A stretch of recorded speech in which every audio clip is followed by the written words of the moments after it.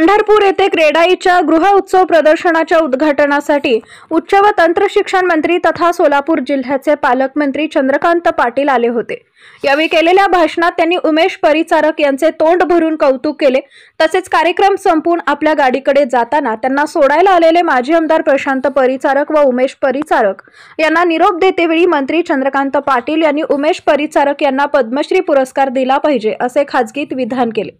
यावेळी उपस्थित असलेल्या सर्वांना ते गमतीने बोलले असतील असं वाटलं, मात्र शेवटी गाडीत बसता बसता त्यांनी उमेश परिचारक यांचा पद्मश्री पुरस्कारासाठी प्रस्ताव पाठवा असे परिचारक बंधूंना सांगितले।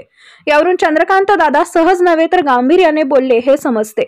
मात्र कायम पडद्यामागे राहून पडद्यावरचा खेळ रंगतदार करणारे आणि नेहमी किंग मेकरच्या भूमिकेत असणारे उमेश परिचारक हे प्रस्ताव पाठवणार का, याबाबत मात्र स्पष्टता झालेली नाही। कारण उमेश परिचारक हे कधीच मंचावर येत नाहीत। इतकेच नव्हे तर सत्कार स्वीकारण्यासाठी सुद्धा ते फारसे उत्सुक नसतात।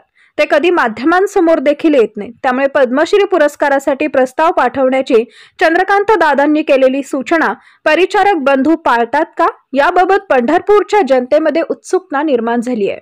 ताज्या घडामोडी जाणून घेण्यासाठी शिवशाही न्यूज यूट्यूब चॅनलला सबस्क्राइब करा। आपण हा व्हिडिओ फेसबुकवर पाहत असाल तर फेसबुक पेज फॉलो करा आणि शिवशाही न्यूज.com या आपल्या वेबसाईटलाही भेट द्या।